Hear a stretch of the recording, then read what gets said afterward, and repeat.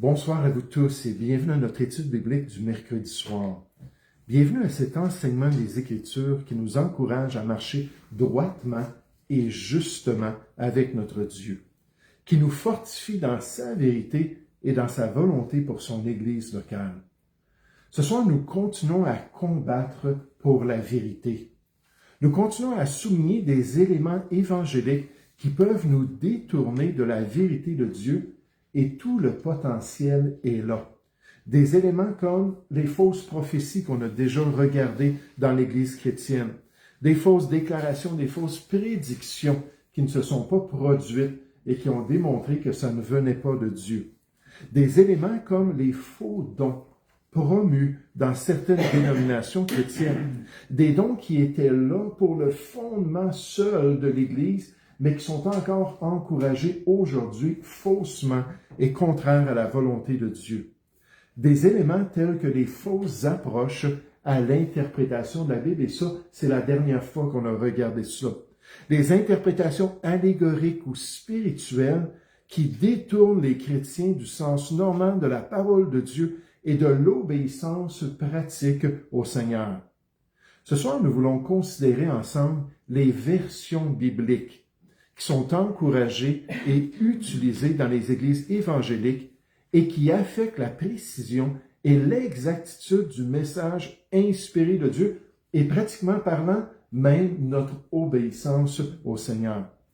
Notre étude ce soir va donc comparer deux approches à la traduction biblique qui produit finalement ces versions. Deux manières de traduire ou de transférer le contenu des textes originaux dans une version quelconque. Elle va encourager celle des deux qui est la plus précise et la plus exacte. Vous allez voir ça dans les notes, c'est très clair. La plus fidèle au texte inspiré de Dieu, la plus proche des mots mêmes choisis par le Seigneur pour communiquer sa vérité et son plan pour l'Église. Ici, au Bon Berger, on croit à l'inspiration verbale et plénière des Écritures. C'est-à-dire que tous les mots de la parole de Dieu ont été choisis par Dieu spécifiquement pour nous guider dans sa volonté. Puis on croit qu'une version biblique qui est bonne, c'est une version qui cherche à être le plus près possible de ce qu'on retrouve dans les textes originaux et dans les instructions du Seigneur. Ce soir, on va considérer l'approche formelle ou littérale comme la meilleure approche à la traduction biblique pour donner des Bibles dignes des textes originaux. Le pasteur MacArthur décrit ainsi la nécessité de cette approche dans la traduction biblique, donc l'approche qui est, si on pourrait dire, formelle ou littérale. Il dit le devoir premier du traducteur est envers Dieu et non envers le lecteur. Puisque les mots mêmes de l'hébreu et du grec originaux sont le fruit de l'inspiration et de l'infaillibilité divine, le traducteur doit s'efforcer d'obtenir une équivalence formelle, c'est-à-dire une traduction mot pour mot. Chaque fois que cela est possible, on va voir des nuances dans notre étude, sans violer la grammaire de la langue cible. Nous sommes appelés à reproduire le texte et non à le réinterpréter pour des raisons de simplification moderne, comme dans les diverses versions en langue courante. On va parler de la fameuse version en français courant. Et vous allez voir, c'est pas du tout positif ce qu'on retrouve dans cette version. Mais je voulais juste vous préparer un exemple très simple, avec le plus petit verset qui se trouve dans les Écritures sur notre feuille dans Jean 11 au verset 35. Donc, tournez sur la feuille dans Jean 11 au verset 35, alors qu'on nous parle d'une bonne traduction de Jean 11, 35, puis on va descendre au graphique au milieu de la feuille. On ne regardera pas les autres détails. Donc, on voit dans la colonne de gauche, le verset biblique, c'est Jean 11, 35. C'est la référence. Le texte original, nécessairement c'est en grec, Eda Krousen Ha Jesus, il y a une erreur, c'est Yeshua, mais c'est Jesus dans l'original. Puis donc,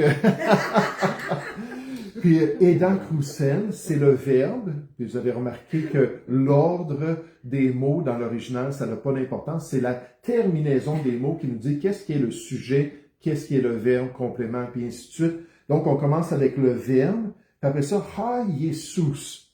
C'est Jésus, mais avec un article défini. Le Jésus. Peut-être vous dites, c'est donc bien bizarre, le Jésus. Ça, c'est partout dans le Nouveau Testament, c'est normal dans le grec. Ha Paulos, en parlant de Paul. Ha Petros, en parlant de Pierre. On mettait l'article défini pour dire, c'est le Pierre que vous pensez. C'est celui qui est important. Puis là, on dit ça pour Jésus, mais ça sort jamais dans une traduction. Donc, littéralement, la traduction originale nous dit, Jésus pleura.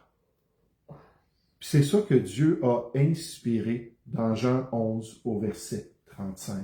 C'est ce qu'on retrouve dans les manuscrits grecs. Jésus pleura. Maintenant, dans la prochaine colonne, on nous présente l'équivalence formelle ou littérale, mot pour mot. C'est ce qu'on encourage dans nos versions bibliques pour être précis puis suivre le Seigneur. Puis, dans la Louis II, la Darby, la Martin, dans toutes sortes de versions, on nous dit « Jésus pleura ». Est-ce que c'est ça que l'original nous dit?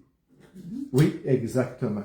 Donc, on a traduit ça pour faire ressortir le message que Dieu voulait qu'on comprenne dans Jean 11 au verset 35. La prochaine colonne, on a l'équivalence dynamique ou ce qu'on appelle l'équivalence fonctionnelle. Puis là, je vous ai donné une traduction, si on pourrait dire une paraphrase fictive. Ça se trouve pas là, dans les différentes versions. Mais je veux juste vous montrer comment est-ce qu'on peut se donner des libertés si on veut bien.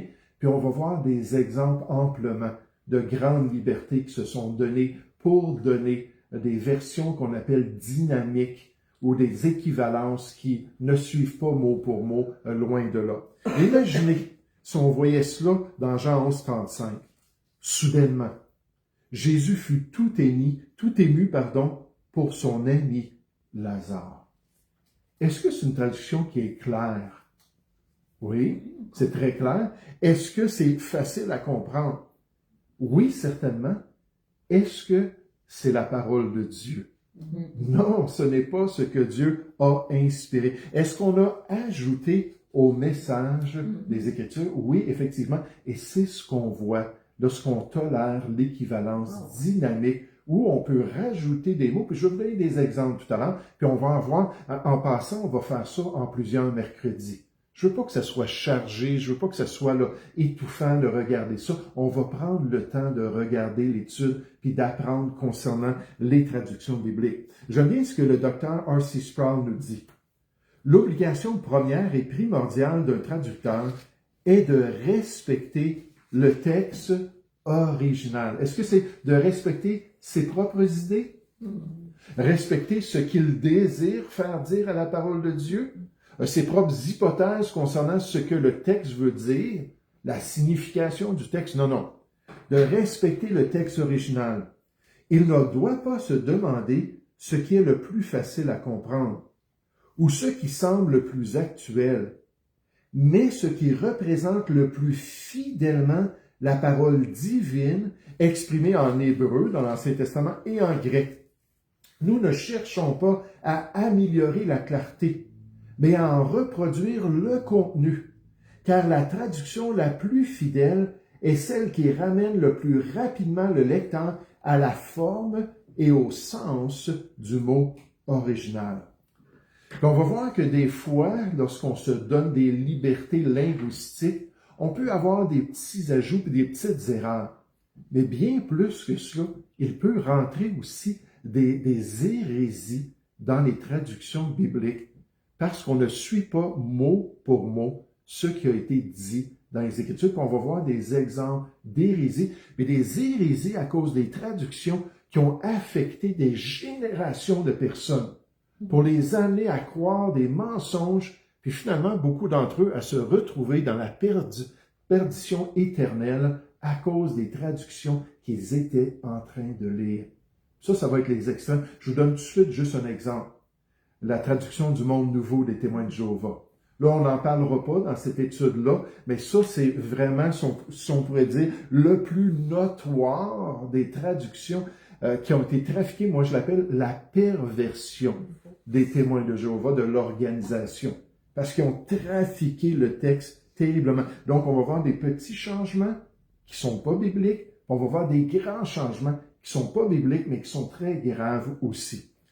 Le docteur Moïse Silva, un expert en herméneutique et en traduction biblique, explique bien que l'utilisation de l'équivalence dynamique, donc c'est pas mot pour mot, mais c'est idée par idée, concept par concept, pour concept, comme méthode principale de traduction de la Bible, introduit inévitablement les choix interprétatifs du traducteur dans le texte lui-même. C'est pas qu'il y a une petite lettre A à côté d'un verset pour nous ramener peut-être à une meilleure manière de le dire ou nous aider à comprendre le contexte. Des fois, on voit ça là, dans nos versions, qu'on va voir, puis ok, c'est ça, puis ça m'aide à comprendre.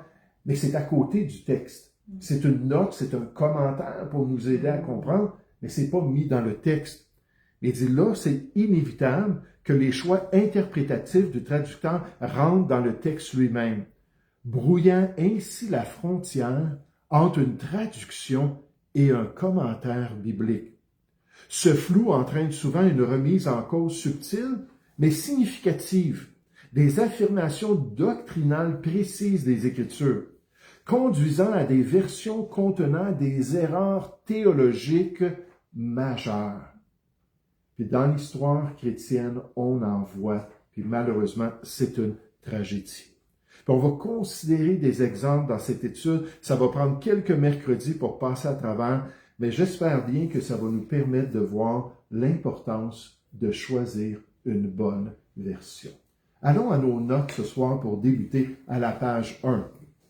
Nos notes à la page 1. L'importance d'une bonne traduction biblique. Introduction. Cette étude biblique explore les deux principales philosophies de la traduction biblique, prônant la supériorité d'une des deux comme fondement solide d'une étude biblique sérieuse, tout en reconnaissant le rôle limité mais nécessaire de l'autre. On va voir des nuances.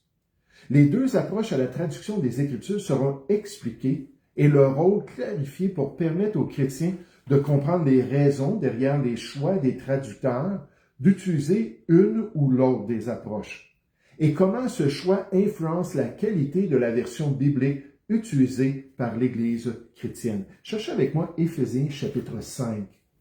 Éphésiens chapitre 5 au verset 15. Les traducteurs doivent faire des choix. Il y a un degré d'interprétation lorsqu'on traduit la parole de Dieu. Ceux qui craignent Dieu et qui veulent vraiment respecter ce que Dieu nous a donné vont rester le plus proche. Et vous savez, le docteur Darby, c'est un petit peu un extrême dans cette idée-là d'essayer de suivre la syntaxe même originale, alors qu'on lit sa version. Puis les tournures de phrases, des fois, sont dures à comprendre, parce qu'il a dit c'était comme ça dans le grec, c'était comme ça dans l'hébreu. Là, il a voulu donner ça.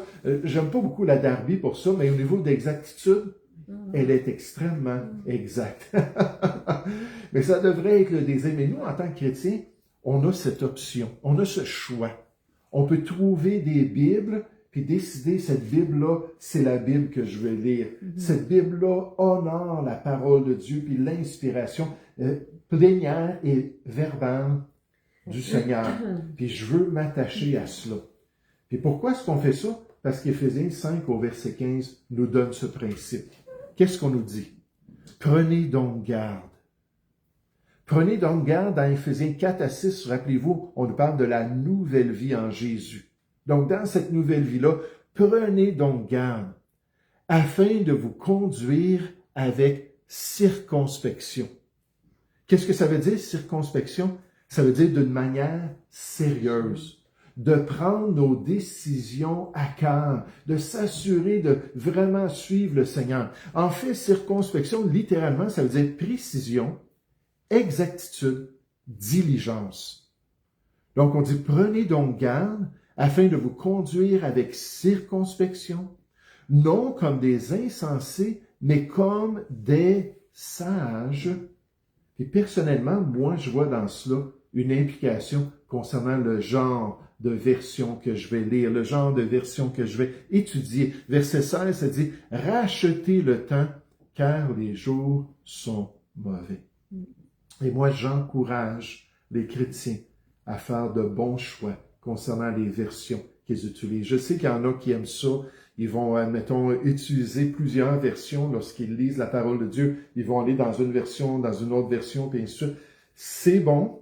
Ça peut nous donner des synonymes. Des fois, ça peut nous donner une autre manière de voir quand un terme est générique. Un terme a plusieurs significations. Mais si à travers tout cela, on a des versions qui sont des paraphrases, puis des versions qui suivent cette équivalence dynamique, j'aimerais vous dire, moi je pense que ça va juste nous confondre, parce que ça va diluer notre compréhension de la parole de Dieu. Puis je préférais qu'un chrétien ait un bon dictionnaire biblique, puis un bon lexique, puis qu'il aille voir dans l'original qu'est-ce que ça dit, que de suivre, de suivre une traduction qui n'est pas digne de ce nom. Toujours à la page 1, explication des enjeux. Là, vous allez plus comprendre. Les deux principales philosophies de la traduction de la Bible. Les traductions bibliques sont influencées par deux approches principales. Dans la première colonne, les approches à la traduction, premièrement, l'équivalence formelle ou l'équivalence mot à mot. Donc, on essaie autant que possible. C'est difficile de passer d'une langue à une autre avec la syntaxe, la grammaire, toutes ces choses-là. Mais ce sont des professionnels. Ce sont des experts dans ces langues-là. Et ils savent ce qu'ils font la plupart du temps. Donc, ça, c'est l'équivalence formelle. Puis juste en dessous, on a dit l'équivalence dynamique. Ça, c'est la deuxième sorte de traduction de philosophie. Ça, c'est penser pour penser. Ou on pourrait dire signification pour signification, sens pour sens. Qu'est-ce que ça me dit lorsque je lis l'hébreu? Qu'est-ce que ça me dit lorsque je lis le texte grec? Puis comment est-ce que je peux le faire comprendre aux gens? Ça, c'est cette équivalence-là dynamique. Maintenant, remontons dans l'équivalence formelle. La description de l'approche. Cette approche cherche à représenter les mots et les structures grammaticales originaux, hébreu, araméen et grec, aussi directement que possible dans la langue cible. On va faire un transfert, on va faire une traduction d'une langue à l'autre, on va dire, hey, on essaie vraiment d'être le plus comme les textes originaux. L'objectif de l'approche. C'est l'approche qui permet au lecteur de se rapprocher au plus près possible des mots et de la syntaxe spécifique du texte original par sa version particulière dans sa langue. Et c'est ce qu'on devrait désirer, c'est ce qu'on devrait vouloir d'avoir une telle version. Ensuite, l'équivalence dynamique. Cette approche cherche à restituer le sens ou l'impact de la pensée originale dans la langue du lecteur, même si cela nécessite de s'écarter significativement de l'ordre et de la structure des mots d'origine. La compréhension est plus importante que l'exactitude du texte inspiré. Et ça, c'est une des motivations. Même pour des pasteurs, même pour des évangélistes qui amènent quelqu'un au Seigneur, c'est un nouveau chrétien, puis qui vont lui donner une version tellement simplifiée parce qu'ils veulent que la personne ne soit pas découragée, qu'elle puisse lire la Bible, comprendre la Bible. Mais pour moi, c'est un piège. La motivation est bonne, mais la manière que c'est fait, c'est un piège pour le chrétien. C'est l'approche à la traduction biblique qui rend le texte le plus facile à comprendre pour le lecteur moderne, en privilégiant souvent un langage naturel et contemporain, parfois qualifié de vulgaire ou de plus simple, mais malheureusement qui peut contenir les idées, les commentaires bibliques des traducteurs qui sont insérés. Mais vous savez, encore une fois, il y a un équilibre dans cela. Si je lis une Bible, puis je vais dire la Bible Osterval, qui a été révisée en 1996, puis je lis cette Bible-là, puis même un chrétien d'expérience, je connais un pasteur, ça fait 25 ans qui était dans le ministère, puis pour la comprendre, ça y a pris un dictionnaire. Il fallait qu'il aille voir des mots dans le dictionnaire parce que le langage était archaïque. Je peux comprendre qu'il y a une place pour une révision quelque part. Puis ramener ça à un langage, même l'Osterval de 1996, c'était une révision d'une des années 70, c'était une révision d'une de 1545. Donc, on les a révisés, M. Olivetan, qui avait fait la tâche originale de traduction, on les a révisés à travers le temps. Pourquoi? Parce que les langues changent. Fait que ça, c'est normal. Mais il y a une différence entre réviser encore une fois, en suivant l'original, que de réviser en rendant ça tellement simple que ça ne dit plus ce que l'original disait réellement. On va voir des exemples dans un instant. Le point numéro 2. L'importance de l'équivalence formelle dans la traduction biblique. Pour une vie chrétienne sérieuse, n'oubliez pas Éphésiens 5 au verset 15. Les paroles spécifiques de Dieu font autorité. Et quand on voit Jésus et les apôtres en train d'enseigner, puis qu'ils citent les Écritures, c'est frappant de voir les détails dans le vocabulaire, les détails même dans le temps des verbes, les détails dans la tournure des phrases qui sont utilisés pour enseigner une vérité quelconque. Je vous donne un exemple. Dans Jean 8 au verset 58, Jésus qui parlait aux chefs religieux a dit, puis il y a toutes sortes d'exemples, mais il a dit quoi? Avant qu'Abraham fût, je suis. Et là, il a spécifié ego émi. Je suis. Même à cette époque-là, je suis. Donc, je suis l'Éternel qui est hors du temps. Puis Jésus a répété ça à maintes reprises. Je suis celui qui suis. Mais l'importance, on voit les témoins de Jéhovah quand ils ont trafiqué ce passage-là, avant qu'Abraham fût, j'étais. Non, il n'y a aucune place à dire j'étais dans les manuscrits originaux. C'est ego émi, je suis. Parce qu'il y avait un message précis à donner. Puis les apôtres, ils citent des passages, puis ils font ressortir le fait que les détails qui se trouvent dans ces passages-là sont importants. Je vous donne un autre exemple. Dans Matthieu chapitre 22, on l'appelle le chapitre des questions captieuses. 3 questions sont posées à Jésus concernant le tribut à César. Puis ensuite, ils viennent le voir concernant la question du divorce, remariage, puis ces choses-là. Puis dernièrement, concernant la question du plus grand commandement, des 613 commandements de la loi.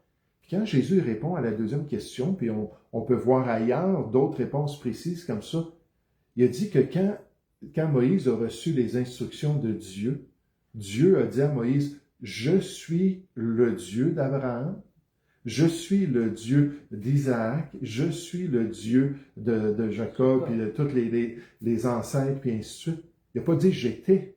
Puis là, Jésus prend ça, puis quand il a dit ça, là, il a dit, ben, je suis encore leur Dieu aujourd'hui. Donc, ils sont morts, mais ils sont encore vivants. Alors, c'est pas le divorce, c'est la résurrection. Pourquoi j'ai dit le divorce? C'est la résurrection des morts. Désolé. Puis il dit, je le suis. Puis Jésus a pris ça pour dire, non, Dieu n'est pas le Dieu des morts, il est le Dieu des vivants. Puis même après leur mort, les gens sont encore vivants dans une autre vie. Et donc, de voir la précision que les Écritures nous présentent, on pourrait faire toute une étude sur cette question-là de l'inspiration, comment est-ce que c'est plaignant, comment est-ce que c'est verbal, puis ensuite, on ne s'arrêtera pas à ça. Les traductions par équivalence formelle sont supérieures aux autres, car elles respectent le principe de l'inspiration plénière verbale, selon lequel les mots choisis par le Saint-Esprit dans les manuscrits originaux sont inspirés de Dieu et doivent être respectés au plus haut niveau. Encore une fois, autant que cela est possible. On va voir des exemples où malheureusement, c'est pas toujours possible. Pour s'assurer de ne pas retrancher quoi que ce soit de stratégique au message divin, dans la mesure du possible, il est préférable d'utiliser cette approche précise, donc mot pour mot. Après tout, toute écriture est inspirée de Dieu et utile pour enseigner, pour convaincre, pour corriger, pour instruire dans la justice, afin que l'homme de Dieu soit accompli, pleinement développé, propre à tout bonheur. On ne veut pas changer le message de Dieu. On continue à la page 2. Juste encore quelques idées ce soir, puis après ça, on s'arrête et on continue mercredi prochain. Le devoir premier d'un traducteur biblique n'est pas d'interpréter le texte pour le lecteur. Ça, c'est le devoir premier, mais de le reproduire aussi fidèlement que possible. Le danger avec l'équivalence dynamique est qu'elle donne aux traducteurs une liberté excessive pour insérer leurs propres idées aux hypothèses culturelles, puis j'oserais dire même leur théologie particulière, parce qu'on va voir que c'est ça, certains traducteurs ont rentré des idées théologiques, des doctrines théologiques dans leur traduction. Ça va affecter des générations de personnes. À la place des mots choisis par Dieu, brouillant ainsi la frontière entre traduction et commentaire biblique. Il n'y a qu'un seul livre, nous dit le prince des prédicateurs, qui puisse lier la conscience, la Bible. Par la foi, nous la recevons comme la parole de Dieu, inspirée verbalement. Si on croit cela, on ne peut pas choisir une traduction qui n'a pas cette approche-là à l'inspiration et à la traduction. Parce qu'on croit vraiment que Dieu a choisi les mots mêmes et on va trouver une version qui va honorer cela, qui va honorer le texte inspiré. Si la conscience est liée par la parole inspirée verbalement, la traduction doit s'efforcer d'être verbalement équivalente en utilisant les mots les plus proches pour pouvoir vraiment plaire au Seigneur. Ça me fait penser dans Matthieu chapitre 5 où Jésus a dit la référence, je ne l'ai pas à l'esprit en ce moment, où il a dit que ceux qui allaient enseigner à observer les plus petits commandements de la loi allaient être les plus grands dans le royaume des cieux. Mais ceux qui allaient décourager la pratique des plus petits commandements allaient être les plus petits dans le royaume des cieux. Donc, encore une fois, c'est un exemple où Jésus nous dit c'est important de suivre le message de Dieu et le plan du Seigneur. Le docteur D.A. Carson nous dit lorsque le texte est traduit littéralement, formellement, le lecteur est conscient des difficultés du traducteur qui vont ressortir dans le texte, on va en voir dans un instant. Lorsqu'il est traduit de manière dynamique, le lecteur n'est pas conscient des hypothèses du traducteur. Parce que la traduction est trafiquée par l'homme. Donc, ce qu'il veut dire, c'est qu'il y a des difficultés. Il y a des problèmes avec le texte original. Mais les bonnes traductions vont honorer même ces problèmes-là.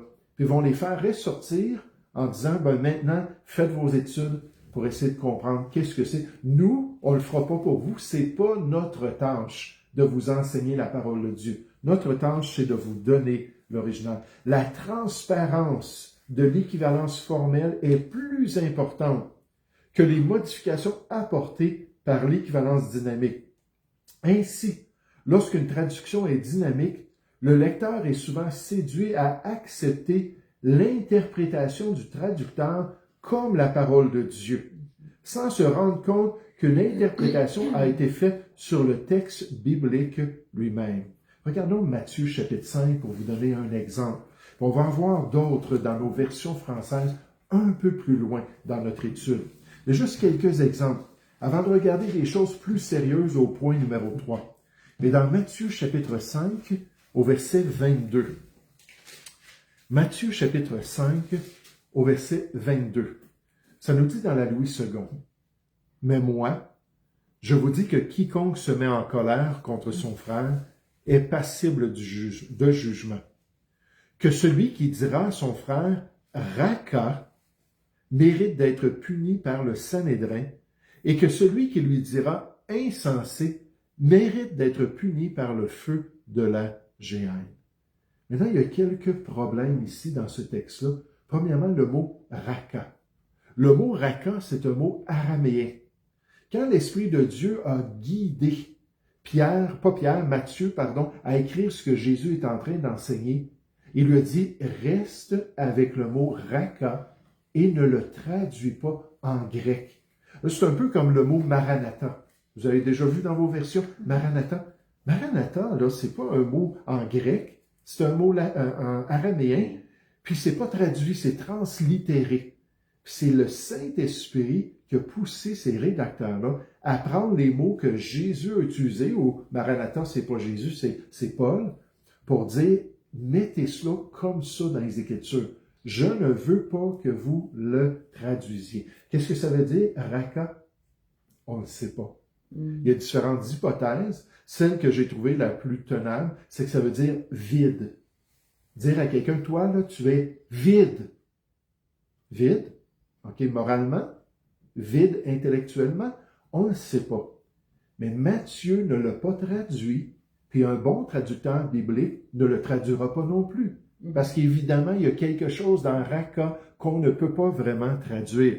Maintenant, ce n'est pas le seul mot qui est utilisé. Ça dit un peu plus loin, et que celui qui lui dira insensé. Celui-là aussi est dur. Ils l'ont traduit quand même insensé, mais c'est plus difficile à savoir qu'est-ce que Jésus est en train de dire. Puis dernièrement, mérite d'être puni par le feu de la géhenne. Ici, on a translittéré Gehenna en grec, qui bien souvent, pour les gens, nous parle du lac de feu ou l'endroit de perdition des inconvertis. Mais là, à Louis II, on dit, puis la Darby, le Sterval, Martin, ont fait la même chose, ils ont dit, on va être prudent, parce que c'est compliqué, puis on veut respecter ce que Dieu a guidé, même dans l'inspiration de l'Évangile de Matthieu. Maintenant, regardez dans la version, regardez, je vais vous le dire, dans la version en français courant. Juste pour vous donner un exemple de souplesse dans cette version, où on pourrait dire de liberté linguistique.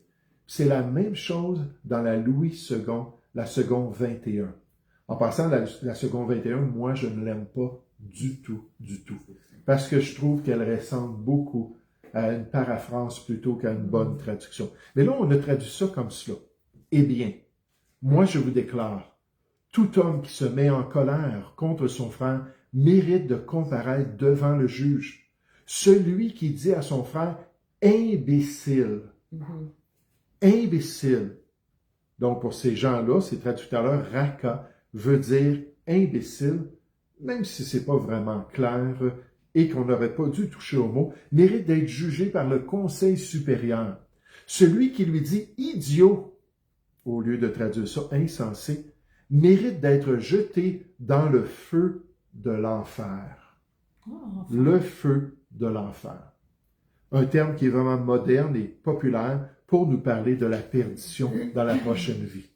Est-ce que c'est une traduction qui est exacte ou est-ce que c'est une interprétation qui est imposée au texte? Là, il n'y a pas, quelqu'un va tout de suite dire « Ah, petite différence. Il n'y a pas une grosse différence avec des autres versions. » Peut-être, mais ça ouvre la porte à de plus grandes différences. C'est ça le problème lorsqu'on se donne des libertés comme ça, lorsque notre perspective de la traduction nous permet de faire ça. Les insultes raka et insensé sont remplacées par des injures contemporaines équivalentes, imbécile, idiot. Et l'expression géhenne est clarifiée par le feu de l'enfer, rendant l'avertissement de Jésus plus immédiat et percutant pour les auditeurs modernes. Mais est-ce que c'est légitime de faire ça? Le docteur Daniel Wallace, un expert en grec, affirme pour lui que lorsque le Seigneur nous avertit contre les insultes dans Matthieu 5, 22, il utilise des termes spécifiques, raka et insensé. Le travail du traducteur n'est pas de substituer ces termes par des expressions modernes comme imbécile ou idiot, car cela écrase l'épaisseur culturelle et linguistique de la parole inspirée. Le fait que raka soit un terme araméen non traduit par Matthieu, quand il l'a mis en grec, là, le texte ou le discours de Jésus, il a écrit raka. Au lieu de traduire ce que raka voulait dire à leur époque, il a écrit le mot, démontre qu'il a été jugé essentiel pour préserver le son et la forme du texte original. Une bonne équivalence formelle est une fenêtre sur le texte original et non un mur d'interprétation conçu pour faciliter la lecture en éliminant les détails cruciaux.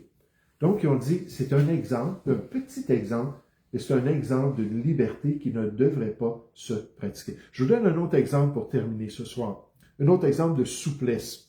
Dans Romains chapitre 7 au verset 18. On va en voir d'autres un peu plus loin quand on va parler des Bibles françaises puis des Bibles qui sont plus des paraphrases que des traductions. Romains chapitre 7 au verset 18 dans la Louis II. Romains 7, 18. Ce qui est bon, je le sais, Paul nous dit, n'habite pas en moi, c'est-à-dire dans ma chair. Le mot chair dans l'original, c'est le mot sarx. Le mot sarx, ça veut dire le corps physique, la nature pécheresse, bien souvent, ou l'être humain en général. Donc, c'est un terme assez large, c'est un terme générique qu'on appelle. Donc, Paul dit, car je le sais, ce qui est bon, je le sais, n'habite pas en moi, c'est-à-dire dans ma chair. J'ai la volonté, mais non le pouvoir de faire le bien. Les traducteurs dans la Darby, le Sterval Martin laisse ces mots-là assez vagues, ce mot-là assez vague, pour que le chrétien puisse lui-même déterminer de quoi Paul est en train de parler ici, dans Romains, chapitre 7. Ils ne sont pas là pour expliquer le texte, ils sont là pour donner le mot original. Et le mot « chair », c'est le plus neutre pour l'expliquer. Maintenant, dans la version en français courant, on le traduit ainsi. « Car je sais que le bien n'habite pas en moi, c'est-à-dire en l'être faible que je suis. » Dans la chair, en l'être faible que je suis. On sait que la chair est faible, mais c'est une interprétation. Certes, le désir de faire le bien existe en moi, mais non la capacité de l'accomplir. Voyez-vous l'interprétation des traducteurs dans cette traduction-là? En l'être faible que je suis. Dans la seconde 21, c'est pas bien mieux. On nous dit en effet, je sais que le bien n'habite pas en moi, c'est-à-dire dans ma nature propre. Donc, sarx, ils ont dit ma nature propre. J'ai la volonté de faire le bien, mais je ne parviens pas à l'accomplir. Dans la Bible du Sommeur, malheureusement, on traduit le passage ainsi. Je sais que le bien n'habite pas en moi, c'est-à-dire dans ce que je suis par nature, puis entre guillemets, dans ma nature humaine pécheresse. Donc la chair, ils ont traduit ça ici, dans ma nature humaine pécheresse. En traduisant sarc par nature humaine pécheresse, dans le dernier exemple, la traduction impose une interprétation au lieu de laisser l'ambiguïté linguistique de l'original, un terme générique, alors on fait attention comment on le traduit. Si l'apôtre Paul avait voulu dire clairement « nature pécheresse » ou le Saint-Esprit par la plume de Paul avait voulu spécifier ça, il aurait pu utiliser d'autres termes grecs qui étaient disponibles. Mais non, il a dit « sarx », « ma chair ». En éliminant le mot « chair », la traduction dissimule la terminologie théologique de l'original. Parce que Dieu avait une raison pourquoi il a choisi ce mot particulier. Puis dans la théologie, c'est important de respecter cette raison-là. On va voir d'autres exemples de ça, de la théologie qui est affectée. Le docteur Andreas Kostenberger, c'est le dernier que je cite, un expert du Nouveau Testament, explique donc que traduire le terme théologique sarx par nature humaine pécheresse est une surinterprétation qui fait violence au texte. L'apôtre Paul a choisi le mot « chair » en grec « sarx » à dessein ou pour des objectifs. Ce terme est délibérément ambigu et vise non seulement notre tendance à pécher, mais l'intégralité de notre être en tant qu'humanité non régénérée, y compris le corps et l'esprit de l'homme. Lorsque nous traduisons par nature humaine pécheresse, nous dérobons au lecteur la richesse sémantique de la parole inspirée, réduisant le sens à une seule dimension théologique que le traducteur a choisie pour lui. Il a dit, tiens, c'est comme ça qu'on devrait le comprendre. Ça, c'est une largesse qu'on ne doit pas tolérer. La prochaine fois, on continue avec quelque chose de plus sérieux, avec l'exemple au point numéro 3, un exemple historique de laxisme ou de grande liberté linguistique dans la Vulgate latine ou la Vulgate de Jérôme. Et la Vulgate de Jérôme, on va en parler au Concile de Trente, a été établie comme la version autoritaire de l'Église catholique. Puis en fait, plus tard, quand l'Église s'est ouverte, l'Église mère s'est ouverte à des traductions, ça a été la base pour faire des traductions dans différentes langues. Mais c'est une paraphrase. Puis c'est une version qui est remplie d'erreurs théologiques. Des erreurs que volontairement Jérôme a mis dans le texte pour pousser la perspective catholique. Ça a affecté l'Église officielle, ça a affecté l'humanité qui connaissait rien d'autre que le latin, connaissait rien d'autre que cette version-là, pour les amener à croire à des choses comme, par exemple, au sacrement, comme un moyen de salut. La Bible nous le dit. C'est dans les Écritures. C'est comme ça qu'on doit agir. puis avec des impacts terribles qui continuent même aujourd'hui avec la Bible de Jérusalem, ou la Bible Tob, ou les autres Bibles qui viennent de cette version latine. Fait qu'on va se concentrer mercredi prochain sur la Vulgate de Jérôme, pour voir comment Jérôme, qui était un expert extraordinaire, pendant des décennies de travail, il le complétait en 405 au 5e siècle, pendant des décennies de travail, mais comment est-ce qu'il a mis dans le texte ses propres idées, puis comment l'association de l'Église catholique, qui était rendue au 5e siècle, qui était rendue la Sainte Église catholique romaine, mais comment il a vu ça, puis il a dit, ah, c'est ça qu'on a besoin, cette version-là. Parce que quand les réformateurs se lèvent au 16e siècle pour dire, on revient à la Bible, à la parole de Dieu, ils disent, oui, mais c'est la version de Jérôme qui est l'autorité pour les croyances des chrétiens. Fait que déjà là, il y avait un gros problème, puis les réformateurs ont dit, on retourne aux originaux, puis on va traduire les originaux en anglais, en allemand, en italien, en français, pour que le peuple voit quelque chose d'autre qu'une perversion biblique. Donc, la prochaine fois, on revient pour regarder ça. On va prier ensemble. Père Céleste, merci ce soir, Père, pour ces vérités plus profondes concernant nos choix en tant que chrétiens. Puis ce besoin, Seigneur, d'être vraiment sérieux, exact, de s'assurer de bien comprendre les Écritures, de plonger des regards dans la loi parfaite, la loi de la liberté. Bénis-nous alors que nous le faisons, au nom du Seigneur Jésus. Amen.